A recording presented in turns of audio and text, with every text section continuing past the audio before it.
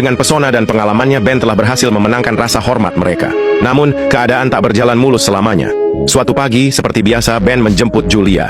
Dia membunyikan bel, lalu berbalik menunggu di dekat mobil. Namun suami Julia yang membuka pintu dan dengan ramah mengajaknya masuk untuk minum kopi.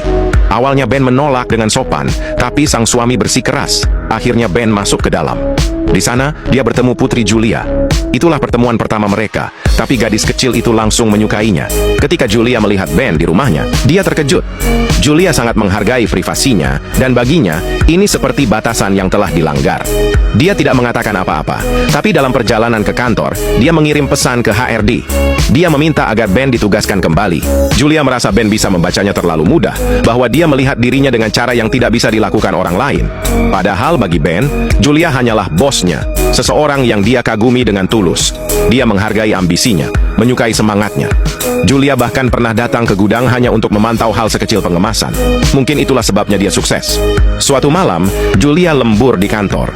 Ketika dia akhirnya mengangkat kepala, Ben masih duduk di mejanya.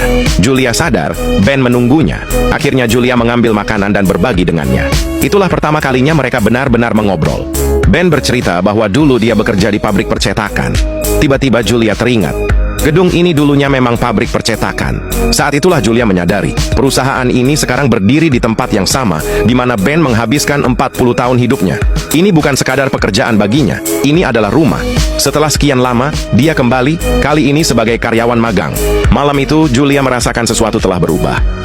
Cerita-cerita Ben lucu, penuh pertimbangan, dan berisi. Untuk pertama kalinya dia tertidur di mobil dengan tenang. Itu adalah tanda kepercayaan. Keesokan harinya Julia berangkat kerja dengan semangat. Namun, begitu masuk mobil, dia heran kenapa sopirnya ganti. Barulah dia ingat, dia telah meminta Ben ditugaskan ulang.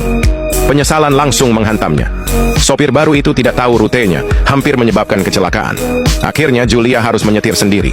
Sesampainya di kantor, hal pertama yang dia pikirkan adalah menemui Ben, meminta maaf, dan membawanya kembali. Tapi Ben tidak ada.